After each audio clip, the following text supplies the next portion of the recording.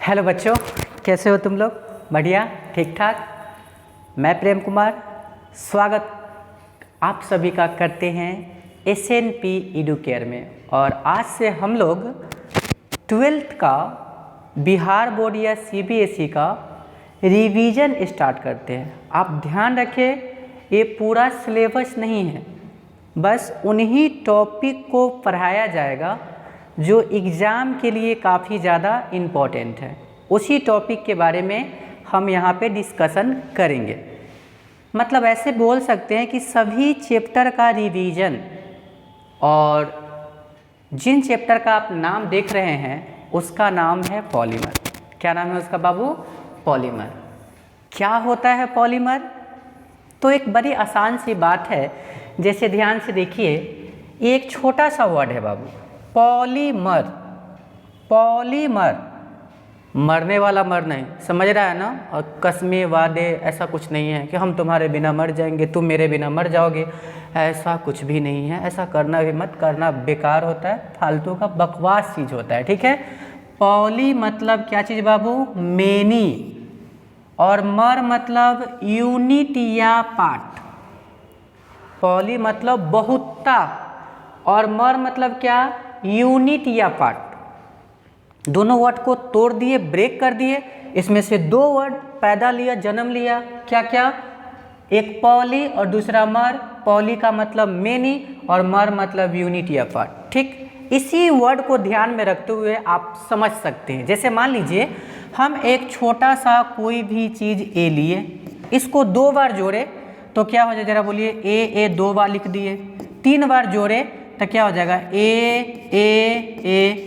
अगर इसी को हम चार बार जोड़े तो ए क्या? एन बार जोड़े तो सर क्यों ऐसे लिख रहे हैं? आप डायरेक्ट ऐसे लिख दो ना कि ये चीज़ एन बार है। तो यही ना छोटा था जिसको बार बार रिपीट कर रहे हैं, दोबारा, तिबारा, चौबारा, पचबारा। ऐसा कुछ नहीं होता है, बट रिपीट हो रहा है। तो बाबू ये सबसे छोटका है। इसी छोटका को हम लोग बोलते हैं क्या? मोनोमर। मोनोमर। मोनो मतलब अकेला, मर मतलब पार्ट, एक छोटा सा पार्ट। अगला, अब इसको, इस ए को दो बार, तीन बार, चार बार, पांच बार, छह बार डैश डैश करते एन बार, तो एक बड़ा सा बात बनाना, तो बाबू इसको हम लोग बोलेंगे पॉलीमर। मतलब बहुत सारा यूनिट, ये अकेला यूनिट, ये बहुत सारा यूनिट। और यहाँ से यहाँ पहुँचने के लिए जो प्रोसेस है, प्रक्रिया है, उसको क्या बोलेंगे बाबू? पॉलीमेराइजेशन। क्या चीज़?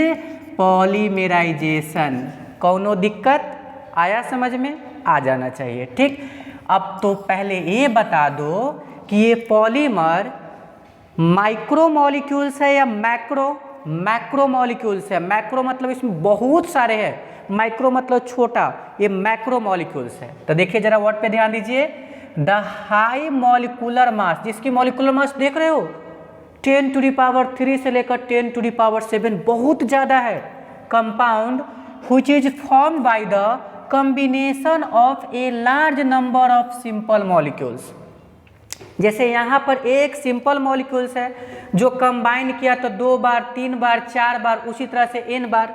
तो ये हाई मॉलिक्यूलर मास वाला, जिसका मास कितना होगा?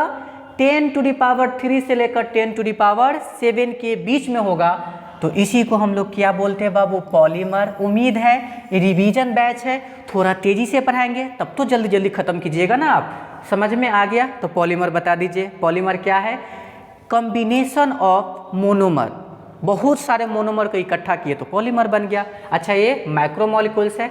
ये पेज को हटाते हैं क्योंकि आपको समझ में आ गया होगा। चलिए, दूसरा क्या है भाई? ये मोनोमर क्या होता है? पूछिए मत, क्योंकि मैंने बता रखा है। पर ये द सिंपल मॉलिक्यूल्स, अच्छा रिपीटिंग भी बोल सकते हैं क्योंकि वो बार बार रिपीट हो रहा था।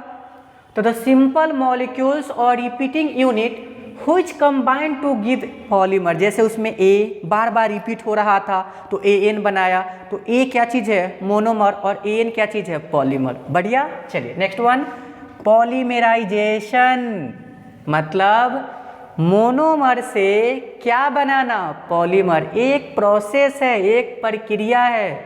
ठीक, तो द प्रोसेस ऑफ फॉर्मेशन, देखिए ये बनाने की प्रक्रिया है, किसके बनाने के? पॉलीमर के। कहाँ से?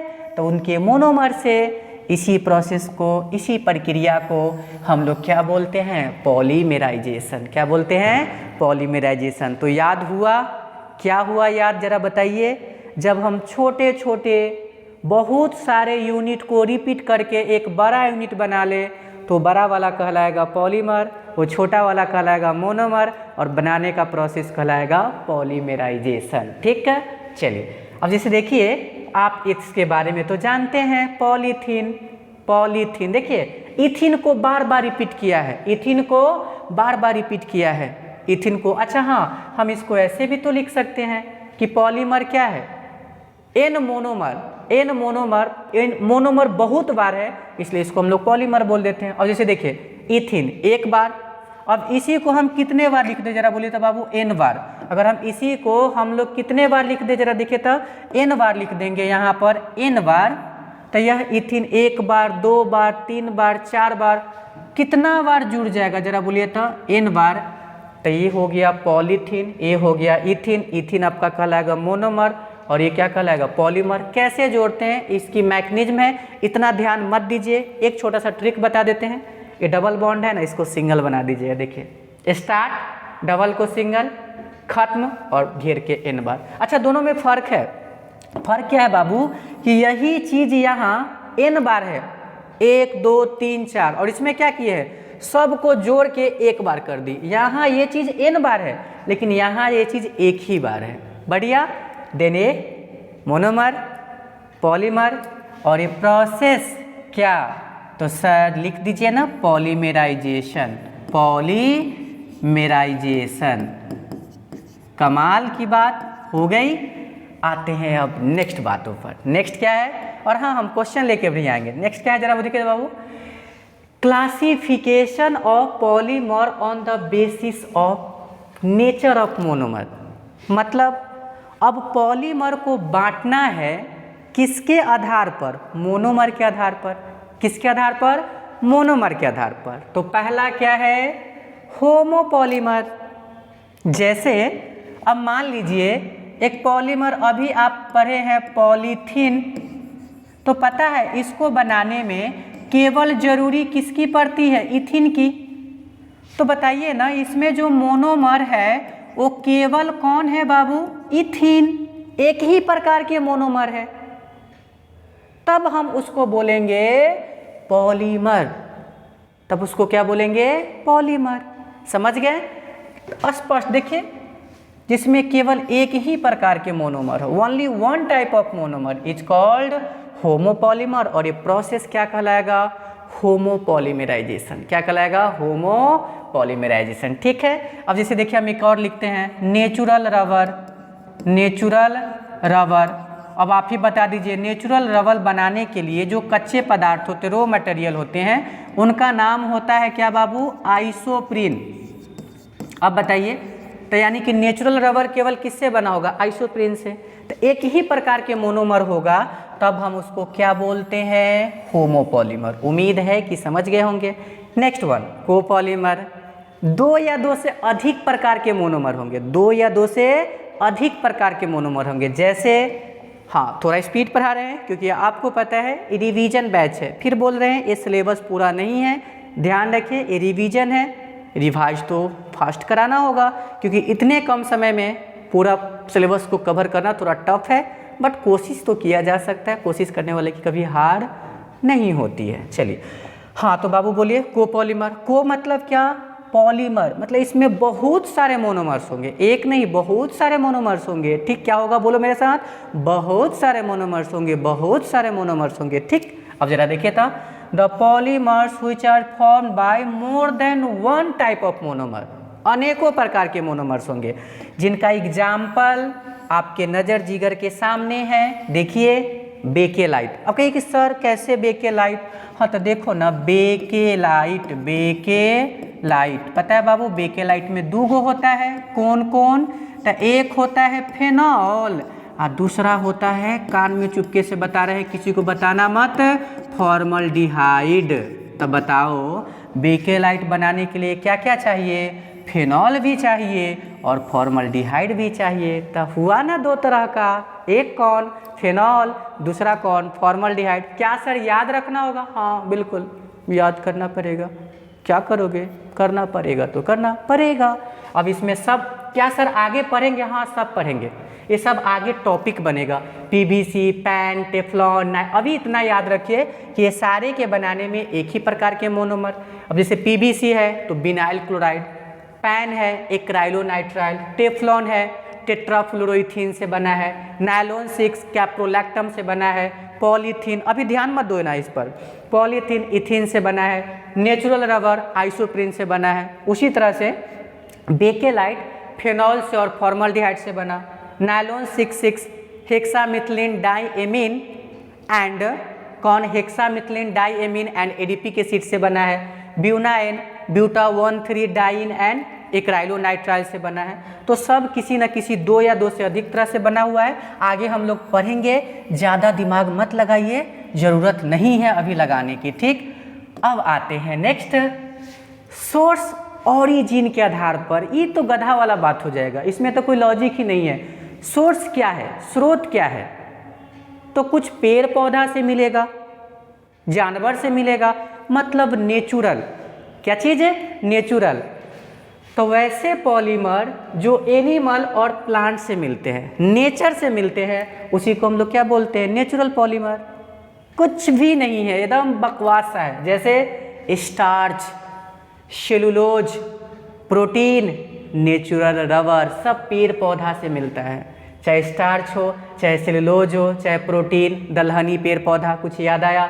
सेलुलोज पेड़ का अधिकांश भाग होता है, स्टार्च बायोमोलिक्यूल्स में पढ़िएगा, जब आलू को कट कीजिएगा तो पोटैटो स्टार्च मिलेगा जो उजला उजला करके रहता है। चलिए ठीक, बढ़िया। Next one, synthetic polymer. ये जरूरी थोड़ी है कि सारे पॉलीमर ऊपर से ही आएगा, पेड़ पौधा और जानवर से ही मिलेगा, नहीं, कुछ तो हम भी बनाते हैं। तो जो हम बनाते हैं, कहाँ बनाते हैं? घर में थोड़ी बनाते हैं, लेबोरेटरी में बनाते हैं, उसको हम लोग बोलेंगे क्या? Synthetic polymer. क्या बोलेंगे? Synthetic polymer. जरा बोलो मेरे साथ में, वैसे पॉलीमर, वह पॉलीमर जो कहाँ पे बनते हैं? लेबोरेटरी में, प्रयोगशाला में, उसी को बोलते हैं सिंथेटिक। और इसको हम लोग क्या बोलते हैं? मैन मेड, मतलब मानव निर्मित, खुद बनाए हैं। बढ़िया। अब इसका एग्जाम्पल तो नेचुरल वाला फीलिंग नामे से है, लेकिन इसमें देखिए पीवीसी पाइप, टेफ्लॉन न चिपकने वाला बर्तन इसी से बनता है, ब्यूनाइन एक प्रकार का रबर है, बेकेलाइट, ये जो आप स्विच देखते हैं ना, जो स्विच जो है वो बेकेलाइट से बनता है। नेक्स्ट आपका क्या चीज़ हो जाएगा? पॉलीथीन, जानते ही हैं वो पॉलीथीन कोई पेड़ में थोड़ी फलता है, आम के जैसा लटका हुआ थोड़ी रहता है पॉलीथीन। उम्मीद है कि ये भी समझ में आ गया होगा। बढ़ते हैं आगे नेक्स्ट पेज पर। Next one, semi synthetic. अब सर ये क्या है सेमी सिंथेटिक? ये कौन सा लॉजिक लिया है सेमी सिंथेटिक? सेमी मतलब आधा, मतलब क्या आधा? हम नहीं, तुम लोग हो, पढ़ोगे तो पूरा हो जाओगे। चलो, सेमी सिंथेटिक मतलब क्या? तो बाबू होता क्या है, जैसे देखिए नेचुरल रबर ना पेड़ से मिलता है और वो स्टिकी होता है। क्या होता है? वो स्टिकी होता है, चिपचिपा होता है, और साथ साथ में ना उसकी जो मतलब कि इलास्टिसिटी भी उतनी ज़्यादा नहीं होता है। तो हम तो इंसान हैं, घाटा में क्यों रहेंगे, फ़ायदा का चीज़ सोचते हैं, तो हम लोग उसमें मॉडिफिकेशन कर देते हैं, मतलब उसमें परिवर्तन कर देते हैं। मॉडिफिकेशन नहीं, देश को बदलना नहीं है, ठीक है। मॉडिफिकेशन मतलब उसमें कुछ चेंजिंग करते हैं। क्या करते हैं? चेंजिंग करते हैं। तो चेंजिंग करने से जो पॉलीमर बनेगा उसको हम लोग क्या बोलेंगे? Semi synthetic. तो ओवरऑल ये आया कहाँ से है? ये आया कहाँ से है? तो नेचर से ही आया है नेचर से ही, लेकिन उसमें हम अपने मतलब के लिए सुधार कर देंगे, तब उसको हम लोग क्या बोलते हैं बाबू? Semi synthetic. क्या बोलते हैं? Semi synthetic. समझ में आ गया? जैसे अब सल्फर मिला के गर्म कर देंगे रबर को, तब वो रबर नेचुरल रबर नहीं कहलाएगा, वो कहलाएगा vulcanisation of rubber, vulcanised rubber, process vulcanisation of rubber, और रबर कहलाएगा बल्कनाइज्ड रबर। अब क्या हो जाएगा? वो चिपचिपा भी नहीं होगा, इलास्टिसिटी भी बढ़ जाएगा, खींचेंगे टूटेगा नहीं। तो इस तरह का, जैसे अब देखिए cellulose nitrate, cellulose acetate, rayon, मतलब ये सारे मिला नेचुरल में ही, लेकिन हम अपने मतलब के लिए उसमें सुधार कर दी। उम्मीद है कि समझ गए होंगे। नेक्स्ट बाबू, नेक्स्ट क्या है? स्ट्रक्चर के आधार पर। किसके आधार पर? स्ट्रक्चर के आधार पर। अब बताइए, यहाँ तो मोनोमर जुड़ता है ना, एक मोनोमर दूसरा से, दूसरा मोनोमर तीसरा से, तीसरा मोनोमर चौथा से, तो एक पॉलीमर का चेन बन जाएगा। तो कुछ ना कुछ तो स्ट्रक्चर की बात करेंगे। पहला पढ़ो ना, नाम से ही पता चल जाएगा, लीनियर पॉलीमर। मतलब इसमें मोनोमर ना आपस में जुड़कर, इसमें क्योंकि पॉलीमर बनाने के लिए सबसे जरूरी का चीज़ है मोनोमर, तो इसमें मोनोमर ना आपस में जुड़कर लीनियर सीधा चेन बनाएगा। उसी को हम लोग क्या बोलते हैं? Linear polymer. क्या बोलते हैं बाबू उसको? Linear polymer. ठीक है, चलिए अब लीनियर पॉलीमर का हम थोड़ा सा बना देते हैं। इसमें काहे कहिए कि सर नहीं बनाए आप, तो एक बार जरा देख लीजिए लीनियर पॉलीमर कैसा होगा। इस तरह से कुछ होगा। यही क्या चीज़ है बाबू? Linear polymer. लिखने की जरूरत नहीं है, समझ गए होंगे। Next one, they have high density. Linear polymer की डेंसिटी ज़्यादा होता है, melting point, boiling point, tensile strength, तनन सामर्थ्य, ये सब ज़्यादा होता है। क्यों? क्योंकि लीनियर पॉलीमर को ना हम लोग क्लोज पैक कर देते हैं। मतलब सिंपल भाषा में बोले तो ठूस ठूस के भर सकते हैं। इतना एटम्स मॉलिक्यूल्स इतने पास पास आते हैं कि खाली जगह बहुत कम रहता है, इसलिए उसकी टेंसाइल स्ट्रेंथ, मेल्टिंग पॉइंट और डेंसिटी भी बढ़ जाता है। ठीक है, अब इसका example high density polythene, short में HDP। ध्यान रखिएगा क्योंकि हम आगे क्वेश्चन लेकर भी आने वाले हैं, 100 क्वेश्चन। और PVC, ये सब लीनियर पॉलीमर है। Next one, branch chain polymer. क्या शर्म की बात, नाम में ही है। लीनियर चेन होगा और कुछ ब्रांच में भी जुड़ जाएगा। जैसे देखिए, the polymers in which monomers are joint to form linear chain with some branch chain. मतलब लीनियर तो होगा और कुछ ब्रांच भी आ जाएगा, तब उसको हम लोग क्या बोलेंगे? Branch chain polymer. और ब्रांच है, अच्छा से नहीं भर पाएंगे, ठूस ठूस के नहीं भर पाएंगे, मॉलिक्यूल्स एटम्स इकट्ठा पास पास नहीं आ पाएगा, तो इसका डेंसिटी घट जाएगा, मेल्टिंग पॉइंट घट जाएगा, टेंसाइल स्ट्रेंथ घट जाएंगे। तो इसका एग्जाम्पल है हाई डेंसिटी पॉलीथीन, तो उसका एग्जाम्पल लो डेंसिटी पॉलीथीन। ठीक है, और कुछ एग्जाम्पल स्टार्च और कौन? ग्लाइकोजन भी इसका एग्जाम्पल है। ठीक है बाबू, चलिए जरा बना दे उसको, उसका शेप बना देते हैं शर्माते हुए। चलिए देखिए, ये लीनियर, ठीक, ये भी क्या चीज़? लीनियर, ये भी क्या चीज़? लीनियर। इसमें कुछ ब्रांच लगा दीजिए, प्यारा प्यारा सा ब्रांच। देखिए लगा दिए ब्रांच, काम खत्म। ध्यान रखिएगा, ये पूरा सिलेबस नहीं है, हम आपको पूरे डिटेल्स में नहीं बता रहे, हम उतना ही बता रहे हैं। हालांकि NCERT तो बता ही रहे हैं। क्रॉस लिंक्ड और नेटवर्क पॉलीमर, पिक्चर बनाएंगे और तुम देख लेना। देखो ध्यान से, ये रहा एक चेन, ये रहा दूसरा चेन, ये रहा तीसरा चेन, और देखिए अब ये दोनों ना एक दूसरे से क्रॉस जुड़ गया। देखिए क्रॉस लिंक्ड हो गया और नेटवर्क बना लिया, जाल सा बना लिया, तब उसको क्या बोलेंगे? क्रॉस लिंक्ड और नेटवर्क पॉलीमर। पर ये वैसे पॉलीमर जिसमें मोनोमर यूनिट जो होते हैं, देखिए ये मोनोमर यूनिट जो है वो क्रॉस लिंक जुड़ गया, एक दूसरे से क्रॉस लिंक कर गया, 3 डायमेंशनल नेटवर्क स्ट्रक्चर बना लिया, उसी को क्या बोलेंगे? Cross link polymer. जैसे इसका एग्जाम्पल बेकेलाइट, मेलामाइन, बेकेलाइट और क्या चीज़? मेलामाइन। कोई प्रॉब्लम इसमें? ठीक है, ओवरऑल अभी तो हम आज यूं ही देखे हैं कि क्या है नहीं है। अच्छे अच्छे वीडियो लेकर कल से आएंगे, थोड़ा टाइम बढ़ाएंगे। आज तो हम बस टेस्ट किए हैं। उम्मीद है कि अगर आपको वीडियो अच्छा लगेगा तो थोड़ा शेयर कर दीजिएगा, सब्सक्राइब भी कर दीजिएगा, चैनल को लाइक भी कर दीजिएगा और ज़्यादा से ज़्यादा इसको स्प्रेड कीजिए, फैला दीजिए पूरा, ताकि हम भी ज़्यादा से ज़्यादा मेहनत कर सके। अगर आप लाइक किए हुए रहिएगा अच्छे से तो हम, या सब्सक्राइब करवाइएगा, चैनल को ग्रो कीजिएगा, ये सब तो हम आगे यूं ही मेहनत करते रहेंगे और कल इससे बड़ा वीडियो लेकर आएंगे ताकि हम आगे तक पढ़ सके। ठीक है, तब तक के लिए बाय। ध्यान रखिए अपना, ज़्यादा पढ़ाई कीजिए, मन लगा के पढ़ाई कीजिए। मिलते हैं नेक्स्ट क्लास नेक्स्ट दिन। ठीक है, थैंक यू।